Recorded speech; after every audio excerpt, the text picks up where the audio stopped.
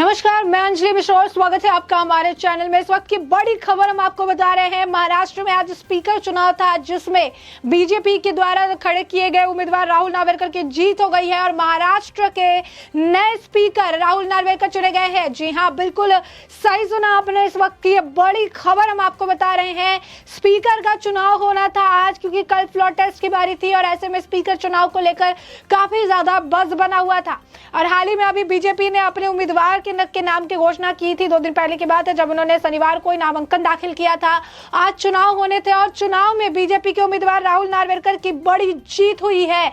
164 vote मिले हैं उन्हें। जी हाँ, बिल्कुल सही सुना आपने, 164 वोट। जीत के लिए मात्र 144 वोटों की जरूरत होती है, लेकिन यहाँ पर 164 वोट मिले हैं, जिससे यह बात साबित हो गई कि देवेंद्र फडणवीस और शिंदे की जो ये एक साथ ये जो आए हैं, इसके बाद इनके एक साथ आने पर ये कमाल हुआ है। और ये बड़ा खेला जो है महाराष्ट्र में देखने के लिए मिला है। यहाँ पर ये एक्सपेक्टेशन की जा रही थी शिवसेना की तरफ से कि जो विधायक है उन्हें डराया धमकाया गया है, स्पीकर चुनाव होगा, फ्लोर टेस्ट होगा, हमारी जीत होगी। तो यहाँ पर आपको बता दें कि 163 का दावा जो है शिंदे गुट की तरफ से तो किया ही जा रहा था, लेकिन एक अलग यानी 164 जो मिले हैं, इससे बात साबित है कि एनसीपी, कांग्रेस या फिर शिवसेना का एक और विधायक जो है उसने इनके लिए वोट किया है। बता दें आपको कि राहुल नार्वेकर जो है महाराष्ट्र के नए स्पीकर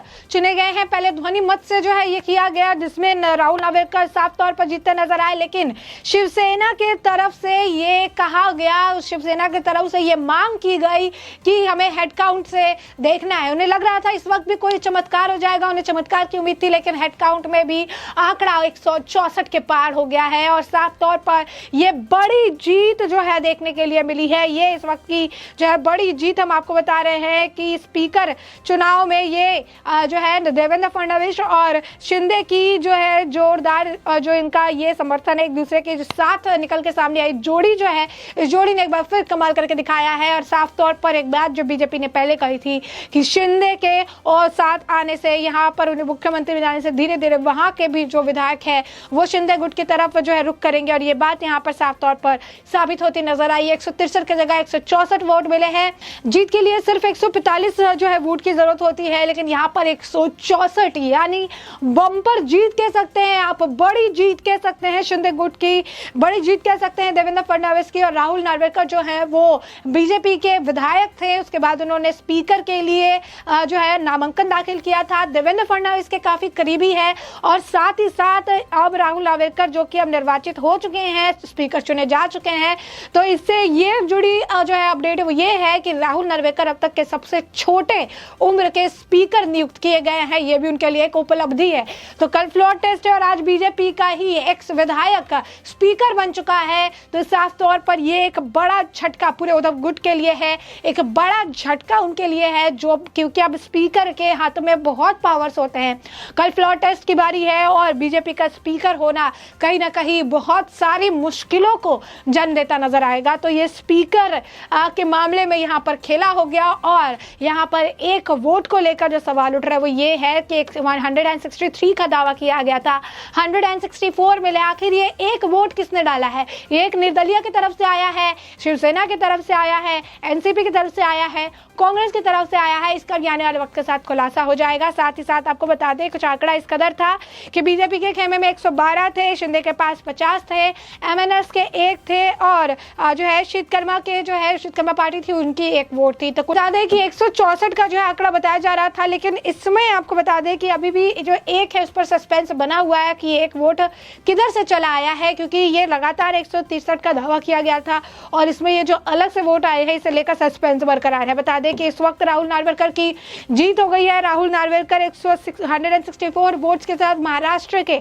नए स्पीकर नियुक्त कर चुके हैं। साथ ही साथ आपको बता दें कि लगातार जो है शिवसेना की तरफ से आरोप लगाए जा रहे थे, ये कहा जा रहा था कितनी बार संजय राउत, कितनी बार जो है आदित्य ठाकरे की तरफ से यही बयान थे कि जो कई सारे विधायक हैं वो आना चाहते हैं, लेकिन उन्हें जोर जबरदस्ती से वहां रखा गया है।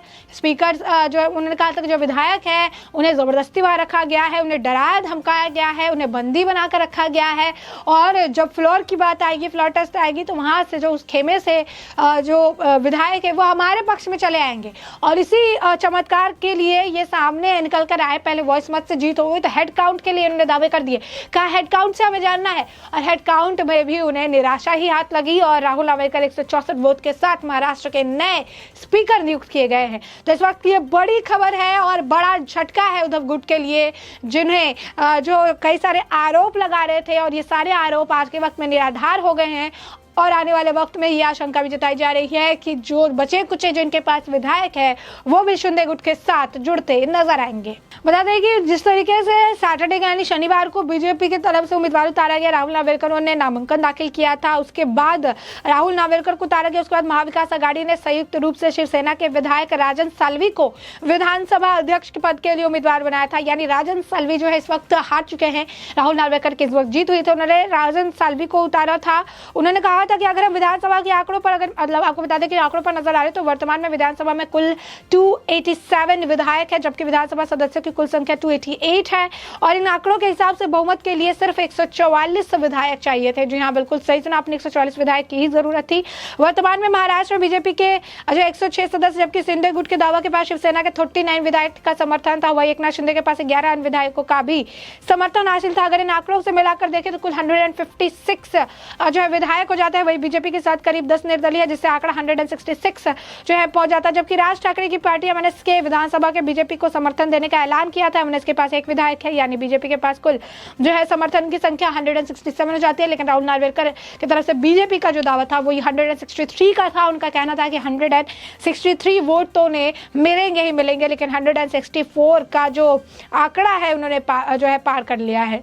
तो ऐसे में आप साफ तौर पर देख सकते हैं कल फ्लोर टेस्ट और आज ये बड़ी जीत, यानी फ्लोर टेस्ट से पहले शिंदे गुट की बड़ी जीत। बीजेपी का उम्मीदवार जो था जिसने नामांकन शनिवार को दाखिल किया था, और आज चुनाव में बड़ी वोट के साथ 164 वोट के साथ बड़ी जीत जो है उन्होंने दर्ज की है। उद्धव सरकार को गिराने के बाद एकनाथ शिंदे ने विधानसभा में पहला शक्ति परीक्षण जीत लिया है। भाजपा ने राहुल नार्वेकर में नए स्पीकर नियुक्त हुए हैं। भाजपा को 164 से ज्यादा वोट मिले हैं, जबकि शिवसेना के राजन साल्वी को मात्र 107 वोट मिले हुए हैं।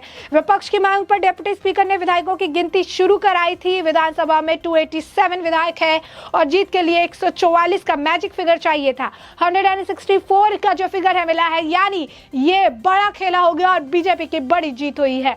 राहुल नार्वेकर को 2014 से पहले शिवसेना में थे, लेकिन लोकसभा का टिकट नहीं मिला तो पार्टी छोड़ एनसीपी में शामिल हो गए थे। 2014 में मवाल लोकसभा सीट से मैदान में उतरे, लेकिन हार मिली। फिर नार्वेकर भाजपा में शामिल हो गए, यानी उनका सफर शिवसेना एनसीपी से होते हुए भाजपा की तरफ आया था।